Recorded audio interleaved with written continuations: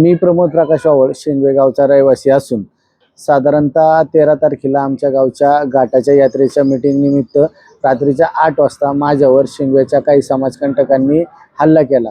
हल्ला करत असताना हल्ल्याची पार्श्वभूमी अशी होती की त्यामध्ये त्यांनी गावच्या एका नागरिकाला मारहाण करत होते गरिबाला.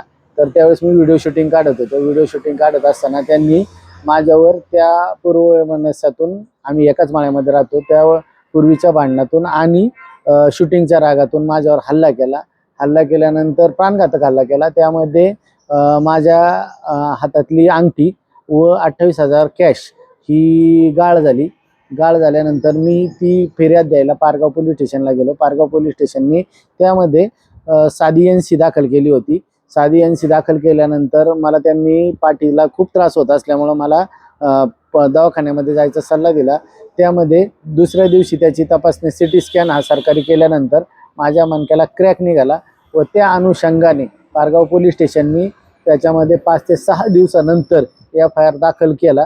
त्यांच्यावर साधारणतः म्हणजे गंभीर गुन्ह्याच्या काही कलम लावून FIR दाखल केले व मला काही अंशी ह्या प्रकरणामध्ये न्याय मिळाला.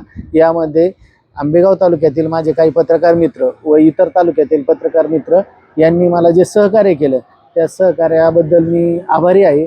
या मीडियाच्या माध्यमातून माझ्यासारख्या छोट्या माणसाला, ज्याचे भांडण हे प्रस्थापितांच्या विरुद्ध होतं, राजकारण्यांच्या विरुद्ध होतं, त्याला न्याय मिळाला.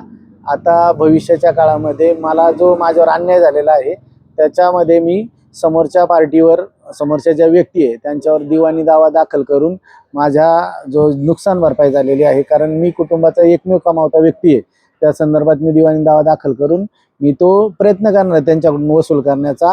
व या झालेल्या घटनेमध्ये जी जास्तीत जास्त शिक्षा लागेल त्या संदर्भात मी कोर्टामध्ये प्रत्येक जागी कोर्टाचा पाठपुरावा करून न्यायालयाचा समोरच्या व्यक्तींना जास्तीत जास्त शिक्षा कशी होईल याबद्दल प्रयत्न करणार आहे. दिवाणी दावा काय संदर्भात? दिवाणी दावा मी माझ्या मणक्याला जो क्रॅक गेलेला आहे, माझ्या वडिलांचं निधन 3 वर्षापूर्वी झालेलं आहे आणि मी कुटुंबाचा एकुलता एक आहे, म्हणजे मी एकटाच आहे. त्यामुळं माझं जे इथून पुढं मला कोणत्याही प्रकारचं काम करता येणार नाही जास्त प्रमाणामध्ये व त्यामध्ये मी एकटा कमावता आधार असल्यामुळं मी न्यायालयाच्या निदर्शनात ही बाब आणून समोरच्या पार्टीकडून नुकसान भरपाई घेण्याचा प्रयत्न करणार आहे.